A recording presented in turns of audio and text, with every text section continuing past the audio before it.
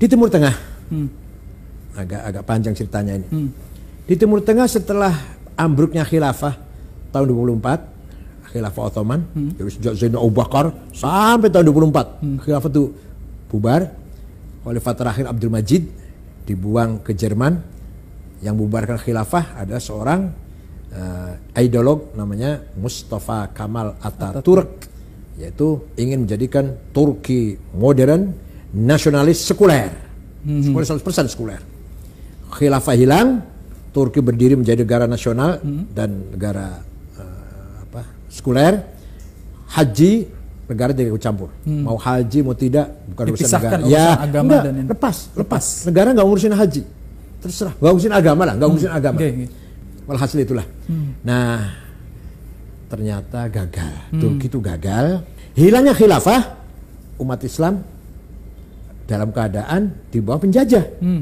Inggris menjajah Irak, Mesir, Sudan, Prancis, Suriah, Lebanon, Aljazair, Tunis, Italia menjajah Libya, dan Belanda pun menjajah kita lah.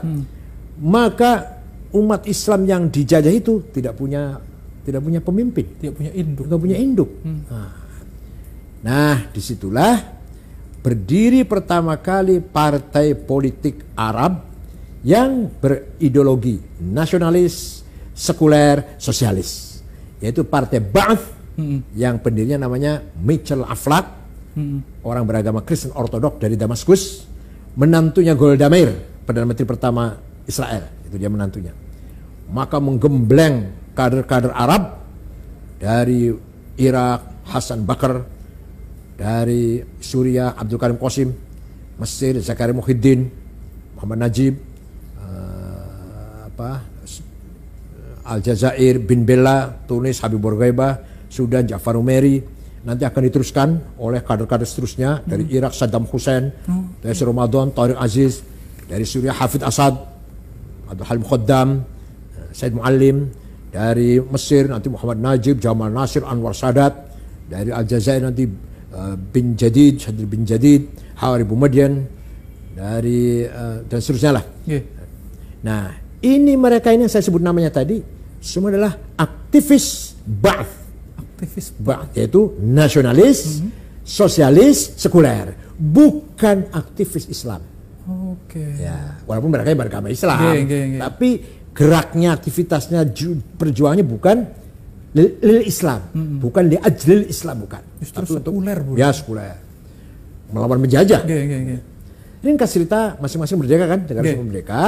Maka semua negara Arab nasionalis, sosialis, sekuler. Nah, sekutu kebakaran jenggot, karena ini yang merdeka ini di belakangnya semua Soviet ini, di belakangnya sosialis kan. Maka sekutu buru-buru bikin boneka, negara boneka. Ada satu keluarga, kakek, nenek, besan, mertua, pak ade, paman, menantu. Jumlahnya 200.000 dari satu keluarga. Al-Khalifah jadi negara Bahrain. Ada lagi 200.000 dari keluarga Al-Thani jadi negara Qatar. Ada dua keluarga, keluarga Jabir, keluarga Sobah jadi negara Kuwait, 400.000. Ada 7 dusun, 7 kampung jadi negara Emirat. Itu Dubai, Abu Dhabi, Sharjah, Ajman, Rasul Ain, Fujairah. 7 lah, jumlahnya cuma 650.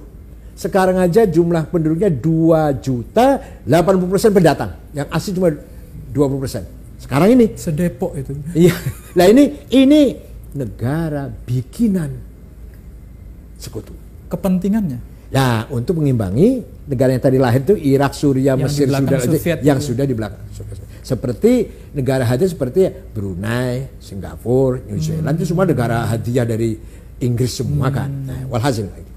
Setelah demikian berjalan, baru umat Islam sadar, ingin geraklah. Nah, pertama kali orang pejuang ingin membangkitkan umat Islam dengan semangat li ajl Islam adalah Syekh Hasan Al-Banna. Nah, mendirikan partai politik Islam namanya Ikhwanul Muslimin. Tahun 30, tahun 35, 36 lah. Dengan niat agar terutama pemuda-pemuda masa depan nih punya semangat Islam gitu loh. Jangan sekuler, jangan sekuler. Nasionalis boleh tapi jangan sekuler. Dan beliau moderat. Ya, pegangannya Ibnu Katsir, seperti NU lah, seperti kita kiai NU pegangan rujukan kitabnya. Kitabnya. Tahun 42 ada pemuda aktivis Ikhwan membunuh Perdana Menteri Mesir. Di Mesir. Namanya An-Najrasi. Waktu itu masih Raja Faruk, masih di bawah Inggris. Waktu itu Hasan Banna nangis. Kamu itu bukan bunuh Najrasi, bunuh saya. Kamu itu bunuh gerakan, bunuh saya. Betul. 1,5 tahun kemudian Hasan Banna dibunuh. Nah, ini penggantinya. Ya, makanya hati-hati kalau ada ormas itu penggantinya harus partai politik atau ormas harus betul cari penggantinya yang benar. Penggantinya Said Qutb. Said Qutb bukan Al-Azhar, bukan ulama lah, bukan, tapi jurnalis dari Cairo University. Dengan adiknya juga namanya Muhammad Qutb. Nah, beliau pegang mursyid am atau ketua umum lah kalau kita ketua umum Ikhwan Muslimun. Beliau menulis buku namanya Ma'alim Fit Thoriq, tanda-tanda jalan yang benar. Kalau mau terjemahan literatnya begitu. Yang penting isinya beliau memang orang cerdas sih. Isinya beliau begini. Yang namanya jahiliyah itu bukan fenomena sosial primitif, miskin, buta huruf, terbelakang. Kan semua ulama mengatakan jahil seperti itu. Semua ulama, semua tafsir mengatakan jahil itu ya primitif itu. Kalau Said Qutb tidak. Jahiliyah itu sistem politik, sistem negara yang bukan Islam namanya jahiliyah. Jadi pokoknya bukan Islam itu jahiliyah. Isinya apa isinya? Komunis, kapitalis, sosialis, nasionalis. Ini nasionalis itu jahiliyah ini. Nah, embrionya dari situ nih. Jadi disitulah kemudian lahir Ikhwan yang radikal. Tahun 65 ketika Presiden Jamal Nasir, Ikhwan akan mengkudeta, melawan kudeta Jamal Nasir. Gagal, bahkan 6 ulama digantung oleh Jamal Nasir, Said Qutb termasuk, Asmawi, Zaki Muhandis, Hasan Hudaybi digantung di Medan Tahrir, di Tahrir Square, ditonton oleh rakyat. Ulama digantung itu oleh Jamal Nasir. Nah, Ikhwan jadi partai yang dilarang. Tapi setelah dilarang bubarnya Ikhwan, tidak bubar ide. Lahir yang lebih radikal dari Ikhwan. Namanya Jama'atut Takfir wal Hijrah. Pendirinya namanya Syukri Ahmad Mustafa tahun 69. Dari kejadian tahun 65. 69 lahir yang lebih radikal. Semua orang kafir kecuali mereka yang enggak kafir. Syekhul Azhar kafir. Syekhul Azhar itu kafir. Ulama tarekat, hufadzul Quran semua kafir semua. Kalau tidak sejalan dengan mereka. Nah, itulah pertama kali mereka membunuh Menteri Agama, Menteri Auqafnya, namanya Syekh Husain Al-Dhahabi, yang punya karangan At-Tafsir wal Mufassirun, itu dibunuh. Kedua, membunuh wartawan senior Koran Al-Ahram, namanya Yusuf Sibai. Yang ketiga puncaknya tanggal 3 Oktober 1981 membunuh Presiden Muhammad Anwar Sadat.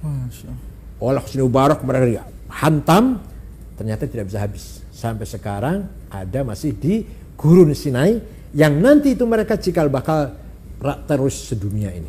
Dan mereka lah yang kemarin belum lama atau setengah tahun yang lalu atau berapa, belum 1 tahun belum, ngebom sholat Jumat di Arafah, Provinsi Arish, 600 jamaah Jumat mati semua. Kenapa mengebom? Kafir. Jadi sholat Jumat itu kafir. Dia cara berpikirnya luar biasa. Itu karena berbeda dengan mereka itu. Jadi lebih daripada Ikhwan. Kalau Ikhwan ingin syarat Islam gitulah. Ini enggak, takfir. Dan itu sampai ke kita, Bu ya? Iya lah itu. Nanti kan ISIS juga seperti itu. Tapi kalau ini murni dari dalam, kalau ISIS bikinan. Luar, bedanya gitu. Ini kalau ini dari dalam.